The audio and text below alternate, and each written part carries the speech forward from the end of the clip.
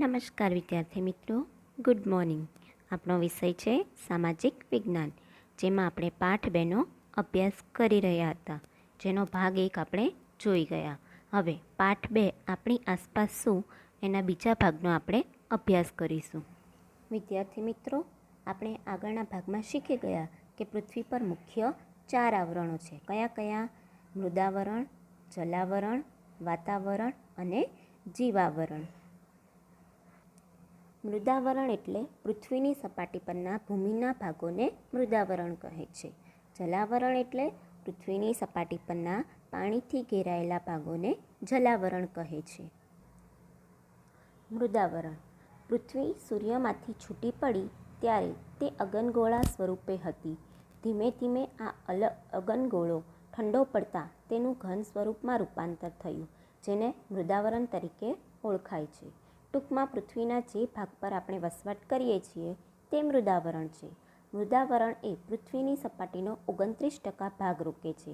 આ પોપડો આશરે 64થી 100 કિમીની જાડાઈ ધરાવે છે. જો કે આ પોપડો અંદર કે બહાર એક સરખી જાડાઈ ધરાવતો નથી. પૃથ્વીની ઉપરનો આ પોપડો માટી અને ખડકો જેવા ઘન પદાર્થોનો બનેલો છે, જેથી તેને ધનાવરણ પણ કહે છે.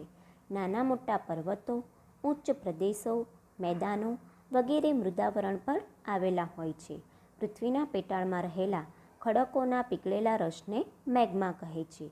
જો મૃદાવરણ ન હોય તો આપણને પીવાનું પાણી કે ખોરાક માટે ખેતી, ઉદ્યોગો માટે ધંધા, જરૂરી ખનિજો કે પછી જંગલો તેમજ રહેવા માટે મકાનો શક્ય બની શકે નહીં. જલાવરણ. પૃથ્વી સૂર્યમાંથી છૂટી પડી ત્યારે ધગધગતા વાયુના ગોળા જેવી હતી. સમય જતાં તે ઠંડો પડતા જે ભાગ પ્રવાહી તત્વોમાં રૂપાંતર થયો તેને જલાવરણ કહેવાય છે. પૃથ્વીની સપાટીનો 71% જેટલો ભાગ જલાવરણ રોકે છે. મીઠું પાણી એ જલાવરણની ભેટ છે. જલાવરણમાં વિશાળ જળ ભંડાર ધરાવતા ભાગોને મહાસાગરો કહેવાય છે. પૃથ્વી પર મહાસાગરો ખૂબ વિશાળ અને ઊંડા છે. પૃથ્વી પર આવેલા પાણીના જથ્થામાંથી 97% ભાગનું પાણી સમુદ્રમાં આવેલું છે. સજીવોને જીવવા માટે મીઠા પાણીની જરૂર છે. આ મીઠા પાણીનો આધાર મુખ્ય વરસાદ પર છે.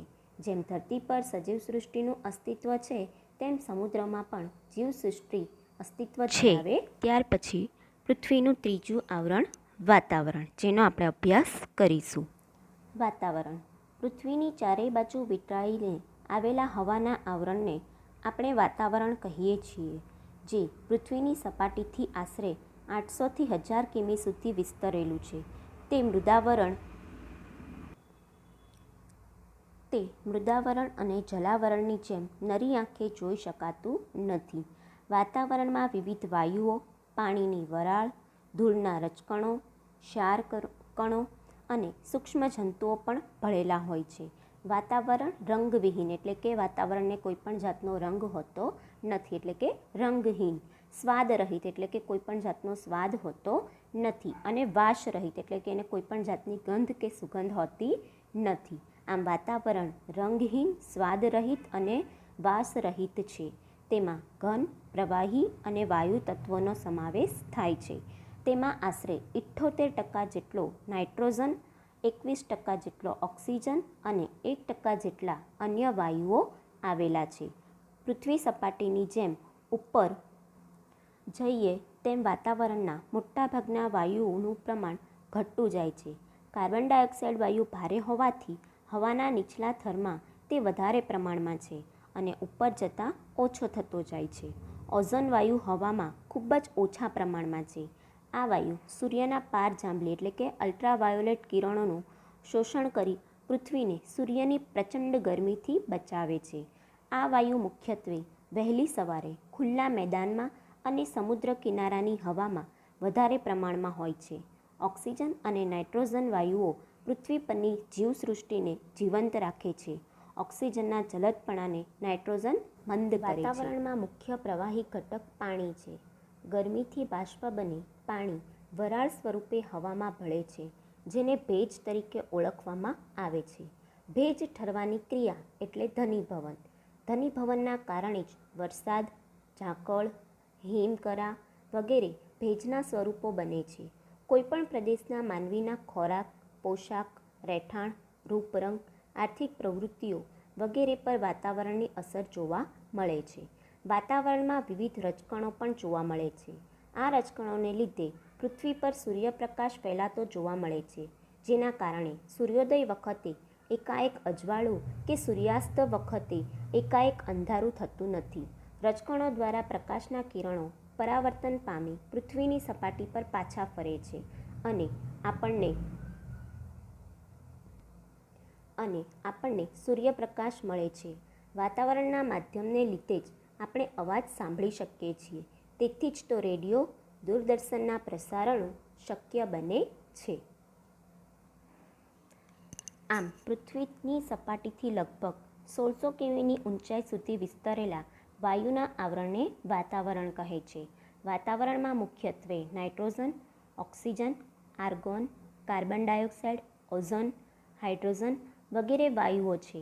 તેમાં આશરે 78% જેટલો નાઇટ્રોજન, 21% જેટલો ઓક્સિજન અને 1% જેટલો અન્ય વાયુઓ આવેલા છે.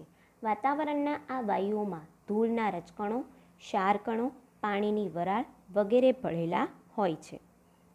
પૃથ્વીની સપાટી પરથી જેમ ઊંચે જઈએ તેમ વાતાવરણના મોટાભાગના વાયુઓનું પ્રમાણ ઘટતું જાય છે.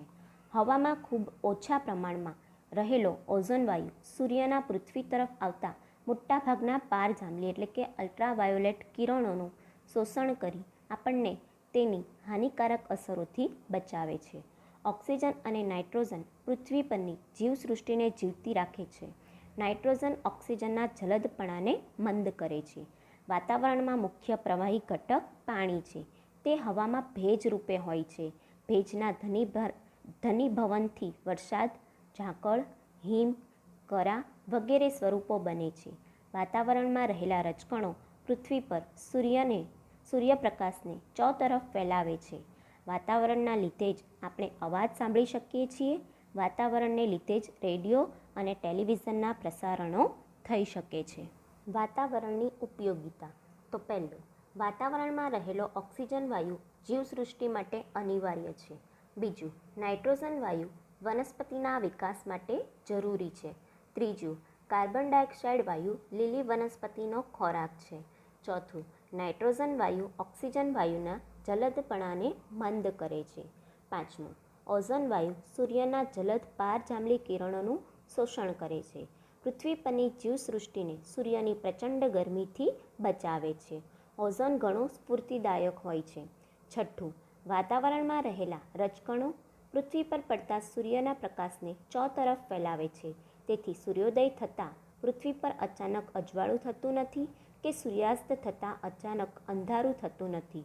રજકણો પ્રકાશના કિરણોનું પરાવર્તન કરે છે, જેથી આપણે સૂર્યપ્રકાશ મળે છે. રજકણો વાદળા બનાવવામાં પણ મદદરૂપ થાય છે. સાતમું, આપણે વાતાવરણના લીધે અવાજ સાંભળી શકીએ છીએ. અવાજ અને પ્રકાશ માટેના વિદ્યુત ચુંબકીય મોજાનું વાતાવરણમાં પરાવર્તન થતું હોવાથી રેડિયો અને ટેલિવિઝનનું પ્રસારણ થઈ શકે છે.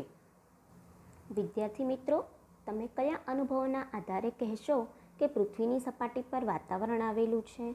તો પહેલું, ગતિમાન હવાનો આપણે અનુભવ કરી શકીએ છીએ.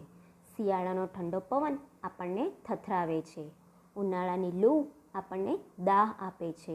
બીજું, પવનચક્કીનું ફરવું તેમજ સઢવાળા વહાણોને ગતિ અને દિશા મળવી એ પવનને આભારી છે. ત્રીજું, વેગીલા પવનમાં કપડાં ઉડી જવા, ઝાડપાન હલી ઉઠવા, છત્રીનો કાગડો થઈ જવો, ધૂળની ડમરીઓ ઉડવી વગેરે ઘટનાઓ પૃથ્વીની સપાટી પર વાતાવરણ આવેલું હોવાની ખાતરી કરાવે છે. આમ જણાવેલા અનુભવોને આધારે આપણે કહી શકીએ કે પૃથ્વીની સપાટી પર વાતાવરણ આવેલું છે. ચાલો વિદ્યાર્થી મિત્રો, હવે આપણે પૃથ્વીના ચોથું આવરણ જીવાવરણ વિશેનો અભ્યાસ કરીશું. પૃથ્વીના મૃદાવરણ, જલાવરણ અને વાતાવરણના જે ભાગમાં જીવસૃષ્ટિ વ્યાપેલી છે તેને જીવાવરણ કહેવામાં આવે છે. પૃથ્વી પર જીવાવરણ એ મહત્ત્વનું આવરણ છે. સૌર પરિવારમાં પૃથ્વી એક જ એવો ગ્રહ છે જેને જીવાવરણ છે. પૃથ્વી પરની જીવસૃષ્ટિમાં વનસ્પતિ, પ્રાણીઓ, જીવજંતુઓ અને માનવોનો સમાવેશ થાય છે. આપણે સૌ ખોરાક અને બીજી ઘણી બધી ચીજવસ્તુઓ જીવાવરણમાંથી જ પ્રાપ્ત કરીએ છીએ. વનસ્પતિ અને પ્રાણીઓ વિના આપણે જીવી શકીએ નહીં. આપણા અસ્તિત્વનો અને નિર્વાહનો આધાર જીવાવરણ છે, જેને 2 વિભાગોમાં વહેંચવામાં આવે છે. પહેલું જૈવિક અને બીજું અજૈવિક. પહેલું જૈવિક, તો જૈવિક વિભાગમાં માનવી, વનસ્પતિ, પ્રાણીઓ અને જીવજંતુઓનો સમાવેશ થાય છે. બીજું અજૈવિક. અજૈવિક વિભાગમાં મૃદાવરણ, જલાવરણ અને વાતાવરણનો સમાવેશ થાય છે. માણસ સ્વ-વિકાસ માટે કેટલીક પ્રવૃત્તિઓ જાણીએ અજાણીએ કરે છે. તેનાથી વિવિધ આવરણોની સમતુલા જોખમાય છે, જેમ કે ખનિજો મેળવવા વધુ પડતું ખોદકામ, ભૂમિગત અણુ પરીક્ષણો, ખનિજ તેલ શોધવા ખૂબ ઊંડું ક્ષારકામ અને વધુ પડતા પાતાળ કૂવાઓ કરવા જેવી પ્રવૃત્તિઓ કરવાથી મૃદાવરણ જોખમાય છે. શહેરો અને ગામડાઓની અશુદ્ધિઓ તેમજ ઔદ્યોગિક કચરાઓ ઠલવાતા આપણા જળાશયો ગંદા બને છે. ગરમી વધવાથી ધ્રુવ પ્રદેશનો બરફ પીગળવા લાગ્યો છે. જહાજોના નક્કામાં તેલ વહેવાના કારણે તેમજ ઔદ્યોગિક વસાહતોના ગંદા અને રસાયણયુક્ત પાણીના નિકાલથી દરિયાઈ જીવો નાશ થાય છે, જે જલાવરણ માટે ખતરારૂપ છે. ઉદ્યોગો, કારખાના, પાવર સ્ટેશનો અને વાહનો દ્વારા દૂષિત હવા વાતાવરણમાં ભળે છે. વધુ વાહનોની અવરજવરવાળા વિસ્તારોમાં કાર્બન મોનોક્સાઇડ જેવા વાયુઓનું પ્રમાણ વધે છે. વૃક્ષો કાપવાથી CO2નું પ્રમાણ વધે છે. CO2નું પ્રમાણ વધતા પૃથ્વી પર ગરમીનું પ્રમાણ વધે છે. આ રીતે વાતાવરણ પર માનવ પ્રવૃત્તિઓની અસર થાય છે.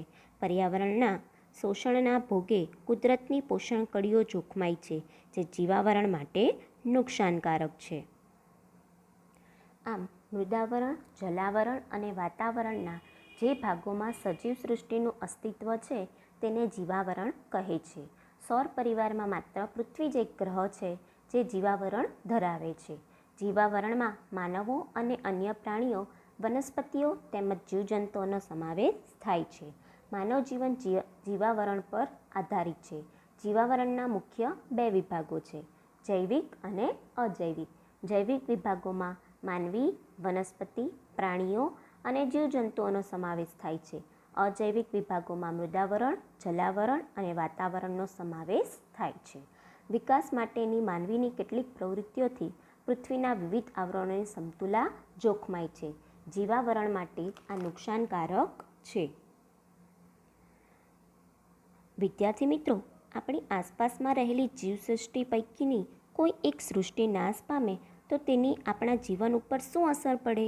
દાખલા તરીકે પક્ષીઓ નાશ પામે તો પક્ષીઓ ખેતીના પાકને નુકસાન કરનાર કીટકોને ખાઈ જાય છે.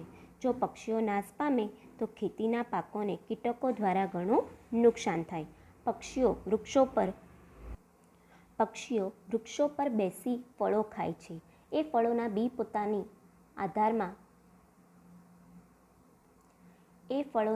પોતાની આધારમાં અન્ય સ્થળોએ ફેલાવે છે. તેથી ત્યાં નવા વૃક્ષો ઉગે છે. જો પક્ષીઓ નાશ પામે તો બીનું આ પ્રસારણ થતું અટકી જાય. જો રંગબેરંગી અને મધુર કલરવ કરતા પક્ષીઓ નાશ પામે તો સજીવ સૃષ્ટિના સૌંદર્યમાં ઘટાડો થાય. કાગડો માનવ વસ્તીનો સફાઈ કામદાર કહેવાય છે. જો કાગડા જેવા પક્ષીઓ નાશ પામે તો આપણી આસપાસ ગંદકીનું પ્રમાણ વધી જાય. આમ માનવી સ્વ-વિકાસ માટે કેટલીક પ્રવૃત્તિઓ જાણીએ અજાણીએ કરે છે, જેના કારણે પર્યાવરણને ઘણું નુકસાન થાય છે. પર્યાવરણના શોષણના ભોગે કુદરતની પોષણ કડીઓ જોખમાય છે, જે જીવાવરણ માટે નુકસાનકારક છે. તો ચાલો વિદ્યાર્થી મિત્રો, પૃથ્વીના 4 આવરણોની ફરીથી આપણે ટૂંકમાં માહિતી મેળવીએ. પહેલું આવરણ છે મૃદાવરણ. પૃથ્વી સપાટીમાંથી છૂટી પડી ત્યારે તે અગનગોળા સ્વરૂપે હતી. ધીમે ધીમે આ અગનગોળો ઠંડો પડતા તેનું ઘન સ્વરૂપમાં રૂપાંતર થયું, જેને મૃદાવરણ તરીકે ઓળખવામાં આવે છે. ટૂંકમાં પૃથ્વીના જે ભાગ પર આપણે વસવાટ કરીએ છીએ તે મૃદાવરણ છે. મૃદાવરણ એ પૃથ્વીની સપાટીનો 29% ભાગ રોકે છે. આ પોપડો આશરે 64 થી 100 કિમીની જાડાઈ ધરાવે છે. જોકે આ પોપડો અંદર કે બહાર એક સરખી જાડાઈ ધરાવતો નથી. પૃથ્વીની ઉપરનો આ પોપડો માટી અને ખડકો જેવા ઘન પદાર્થોનો બનેલો છે, જેથી તેને ધનાવરણ પણ કહે છે. નાના મોટા પર્વતો, ઉચ્ચ પ્રદેશો, મેદાનો વગેરે મૃદાવરણ પર આવેલા હોય છે. પૃથ્વીના પેટાળમાં રહેલા ખડકોના પીગળેલા રસને મેગ્મા કહે છે. જો મૃદાવરણ ન હોય તો આપણને પીવાનું પાણી કે ખોરાક માટે ખેતી, ઉદ્યોગ ધંધા માટે જરૂરી ખનિજો કે પછી જંગલો તેમજ રહેવા માટે મકાનો શક્ય બની શકે નહીં. બીજું, જલાવરણ. પૃથ્વી સૂર્યમાંથી છૂટી પડી ત્યારે ધગધગતા વાયુના ગોળા જેવી હતી. સમય જતાં તે ઠંડો પડતા જે ભાગ પ્રવાહી તત્વોમાં રૂપાંતર થયો તેને જલાવરણ કહેવાય છે. પૃથ્વીની સપાટીનો 71% જેટલો ભાગ જલાવરણ રોકે છે.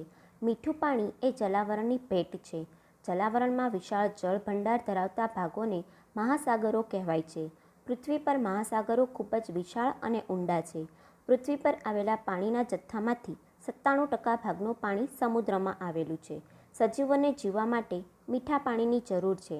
આ મીઠા પાણીનો આધાર મુખ્ય વરસાદ પર છે. જેમ ધરતી પર સજીવસૃષ્ટિનું અસ્તિત્વ છે તેમ સમુદ્રમાં પણ જીવસૃષ્ટિનું અસ્તિત્વ ધરાવે છે. ત્રીજું, વાતાવરણ.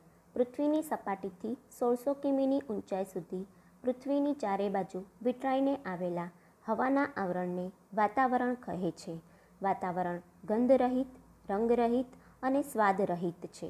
વાતાવરણમાં 78% નાઇટ્રોજન, 21% ઓક્સિજન અને 1% અન્ય વાયુઓનું પ્રમાણ રહેલ છે.